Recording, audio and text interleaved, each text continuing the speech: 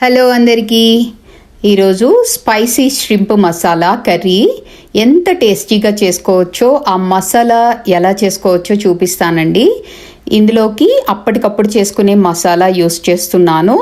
దానికోసం ముందుగా పాన్ పెట్టుకుని 2 స్పూన్స్ ధనియాలు, 1 స్పూన్ జీలకర్ర, ఒక 10 వరకు లవంగాయలు, ఒక 1 ఇంచ్ దాల్చిన చెక్క, యాలకులు 2, ఒక స్పూన్ గసగసాలు, ఎండు కొబ్బరి 2 స్పూన్స్ వరకు. ఇవి లో ఫ్లేమ్లోనే పెట్టుకుని చక్కగా ఫ్రై చేసుకోవాలండి.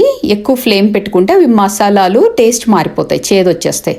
సో ఆ మసాలాల్ని చల్లారిన తర్వాత మిక్సీ వేసుకుని, తర్వాత ఒక 2 టమాటోల్ని 2 పచ్చిమిర్చిని అందులో వేసుకుని మిక్సీ మసాలా చేసుకోవాలి. దాన్ని పక్కన పెట్టుకుని మళ్ళీ అదే ప్యాన్ పెట్టుకుని ముందు జీలకర్ర 1 స్పూన్ వేసుకున్నానండి. ఆయిల్ వేసుకున్నాక ఆ ఫ్లేవర్ బాగుంటుంది ష్రింప్లో.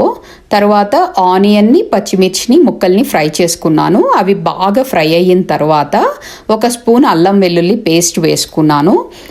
ఆ పేస్ట్ కూడా ఫ్రై అయిన తర్వాత మనం చేసుకున్న మసాలాని ఇందులో వేసుకుని కొంచెం ఫ్రై చేసుకుంటున్నాను. అది కూడా కొంచెం ఫ్రై అయిపోయిన తర్వాత ఇప్పుడు మూత పెట్టి కొంచెం ఫ్రై చేసుకుంటూ ఉండాలి. ఫ్రై అయిన తర్వాత ఒక 2 స్పూన్స్ కారం వేసుకుంటున్నానండి, మన స్పైసీకి తగినట్టు. ఇది సాంబార్ కారం అండి, దానిలో కూడా కొంచెం మసాలాలు వేసుకుంటాం కదా, మెంతులు, ధనియాలు అలా. సో సాంబార్ కారం చాలా టేస్టీగా ఉంటుంది ఈ కూరలోకి. సో ఇప్పుడు నేను పక్కన ఉడికించుకున్నానండి ష్రింప్. కొంచెం అల్లం వెల్లుల్లి పేస్ట్ వేసాను ఇందులో ఉడికించుకునేటప్పుడు, కొంచెం సాల్ట్ వేసాను, పసుపు వేసాను. ఆ 3 వేసుకుని ఉడికించుకుంటే ఆ స్మెల్ పోతుందండి. వాటర్ కూడా బాగానే ఉంటాయి. సో డ్రైన్ చేయకుండా నేను ఆ వాటంతటితో ఉడికిన నీళ్లు అండ్ ష్రింప్తో పాటుగా మొత్తం వేసేసుకుని కర్రీ చేసుకుంటున్నాను. చాలా ఫ్లేవర్ఫుల్గా ఉంటుందండి ఈ కర్రీ. ష్రింప్ ఫ్లేవర్ వచ్చి ఇప్పుడు బాగా నూనె పైకి వచ్చేలాగా మసాలాలన్నీ యాడ్ చేసుకున్నాం కదా, మంచి స్మెల్ వస్తుంది. ఇది వైట్ రైస్లోకైనా, బగారా రైస్లోకైనా, ఫ్లేవర్ రైస్లోకైనా, బిర్యానీ చేసుకుని దానిలో కలుపుకోవడానికైనా దేనికైనా బాగుంటుందండి. మధ్య మధ్యలో మూత పెట్టుకుని తీసి తిప్పుకుంటూ ఆయిల్ పైకి వచ్చేంత వరకు ఫ్రై చేసుకోవాలి.